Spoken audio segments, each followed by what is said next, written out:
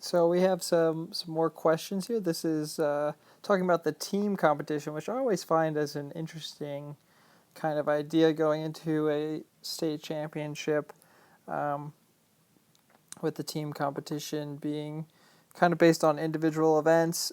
How are they all going to add up? You score if you're in the top eight in an event, and usually, especially I feel like outdoors, you can have just one sprinter who's really talented, and they can come through and score all the points for a team just by winning three or four events, and kind of win a state championship by themselves almost. I think Wellington Zaza has almost done that before for Garnet Valley. Um, so, uh, that's a little bit different this year indoors, I feel like, because in indoors in general, really, I feel like it's just kind of a more spread out talent pool. You kind of need to have more depth, and now you can run both distance relays, which State College has obviously put a lot of stock in because they've decided to enter both relays, and they've entered no individuals in the distance events. They will have a 4x4 also, and I think a 4x2, because I think they ran 1:30 Thursday night, so they're going to be right in the mix with all four relays potentially scoring, even though that would be a lot of running and pretty hard work.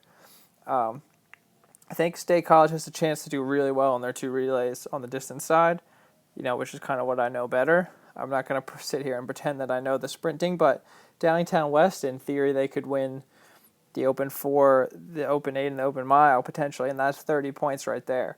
Their 4x4 and 4x2 are good. They have Josh Hoey, they have Henry Sappy, Ryan Barton's a sleeper in the individual mile. Then I know they have a jumper who I believe is really good. The Penn Track team rankings that I looked at, Downingtown West was ahead in the team competition. It's going to be interesting. I haven't looked in too much to the field and the throws, so I won't try to pretend like I know what I'm talking about there. I think Downingtown West is vulnerable in the DMR just because they have so many doubling pieces. I think State College's focus on those two distance relays is really going to be helpful. I think it's honestly going to come down to kind of what happens off the track in the field events. If State College can make up some points there, because I think they'll be down a little bit on the track. I really feel like State College, I think, has great odds to win the 4x8, but Downingtown West has great odds to win the mile.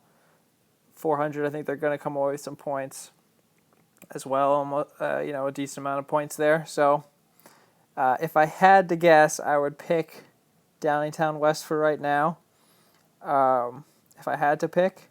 But I think State College has a really good chance, especially because they're at home on their home track.